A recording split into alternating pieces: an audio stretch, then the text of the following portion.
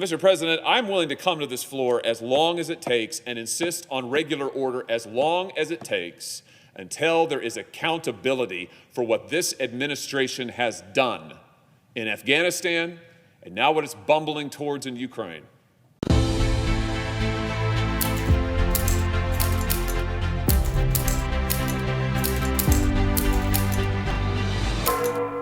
Mr. President, reserving the right to object, here we are 6 months since the last foreign policy disaster in which this administration led this country, the disastrous withdrawal of Afghanistan, 13 service members killed, including one from my home state of Missouri, dozens more wounded, hundreds of civilians killed, hundreds more, maybe thousands of American civilians left behind enemy lines to terrorists to fend for themselves, still hundreds of Americans stranded there in Afghanistan as we speak.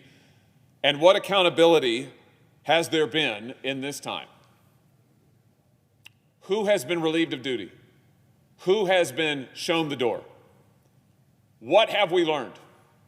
The answer is there's been no accountability. No one has been relieved of duty. No one has been shown the door. And now this administration has bumbled to the brink of another foreign policy crisis that they have helped create, having denied Ukraine military aid, lethal aid when it asked for it last spring, having stuffed dollars in Vladimir Putin's pockets by greenlighting the Nord Stream 2 energy pipeline.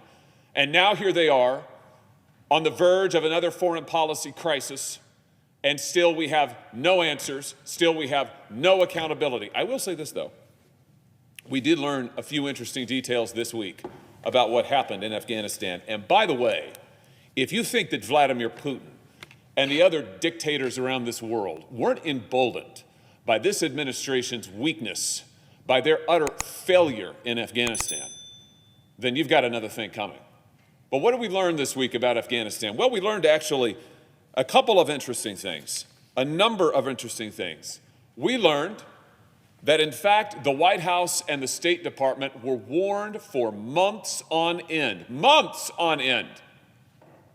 that their failure to evacuate civilians would result in disaster, that the Afghan government was on the verge of collapse. They were told over and over. One service member who was in Kabul told investigators, the writing was on the wall, I'm quoting now, the writing was on the wall. The country and its government were actively collapsing, and we should not have waited to start evacuations until every provincial capital had fallen except for Kabul. And yet that's exactly what the administration did. Our top military commander in Kabul tried to get the ambassador on the ground to see the security threat for what it was, but to no avail. As one military official told investigators, we learned this week, the embassy needed to position for withdrawal, and yet they weren't doing it. Why weren't they doing it? Why weren't civilians evacuated in a timely manner? Why wasn't the White House prepared? Because the White House wasn't taking it seriously. According to Marine Corps Brigadier General Farrell Sullivan, as late as August the 6th, the National Security Council, and I'm quoting him now, was not seriously planning for an evacuation. Mind you, by this point, our military presence is gone. We have withdrawn militarily from the country. Here we are in August, and the National Security Council, the White House, was not seriously planning for an evacuation. The State Department hadn't even put a team together that was responsible for informing individuals, including American citizens, that they were eligible for evacuation, or started collecting the information they would need to put those Americans on flights to safety. And it wasn't as if the White House and the State Department didn't know better. Our top military commander on the ground in Afghanistan warned as early as March, he has testified, that he said the security situation in Afghanistan was dire and collapse could come quickly. When the United States withdrew, collapse could come quickly. He said it in March. By July, our troops are gone. In August, the administration still hasn't started planning. Here's what the top commander in Kabul said. He said, I think we could have been much better prepared to conduct a more orderly evacuation, civilian evacuation, that's what a NEO is, if policymakers had paid attention to the indicators of what was happening on the ground and the timelines associated with the Taliban advance and the Taliban intent to conduct a military takeover. That's what we learned this week, that the White House was told over and over and over again and did nothing.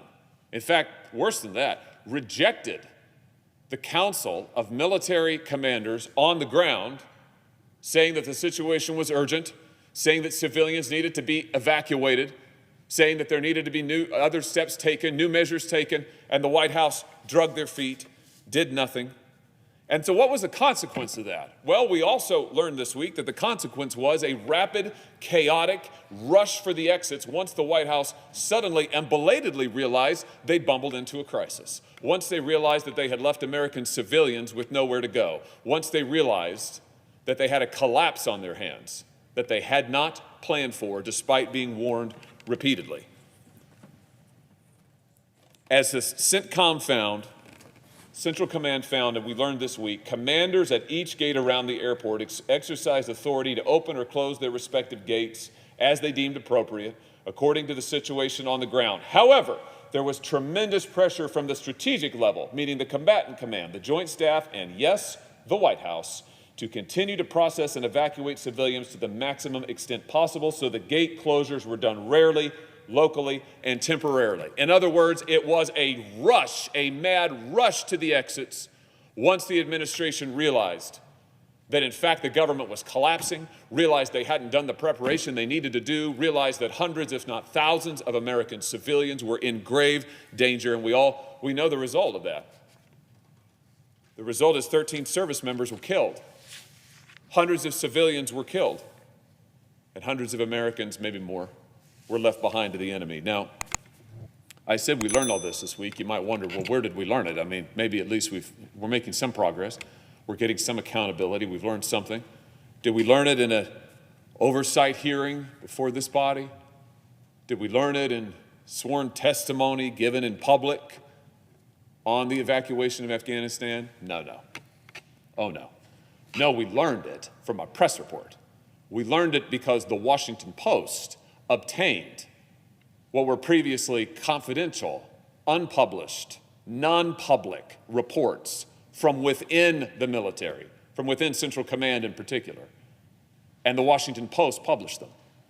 So, Mr. President, in what has become an all too typical scenario, we learned nothing from any hearings this body is doing because they aren't doing any in public. What we learn is entirely from leaked reports, secondhand sources, the public having been shut out, having been denied access. You know, we had multiple hearings actually, or briefings on Afghanistan and the security situations in Ukraine last week. Did they happen in public? No.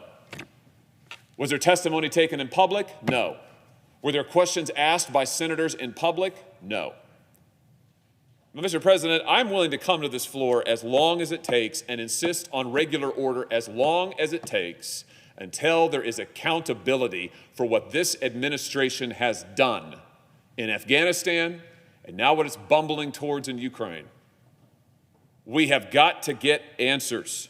Why is it that commanders on the ground warn over and over that disaster is imminent and the White House does nothing? Why is it that the White House and the State Department deny the request for a civilian evacuation? Why is it that we are still here all these months later and the only answers we can get are from leaked reports in the press? Why has not this body done its job to conduct rigorous and serious oversight hearings in public for the American people to see?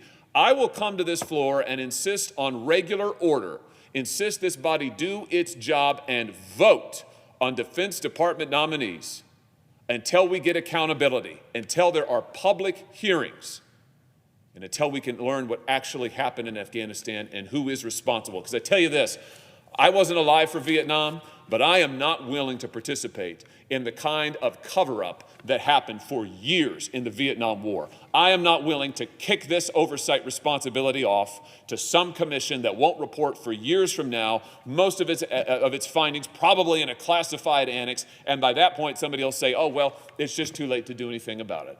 The American public was lied to for years in the Vietnam War. It has been lied to for years with Afghanistan, and it is time to get answers. And so, yes, I will be here insisting on those answers, insisting on oversight, and insisting on accountability until we get it. And until that time, it is not too much to ask the Senate to do its job. I believe the majority leader said just the other day that the Senate is here to vote. That's what the Senate's here to do. Well, that's an apt phrase, Mr. President.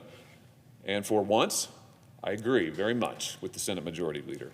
And for those reasons, I object.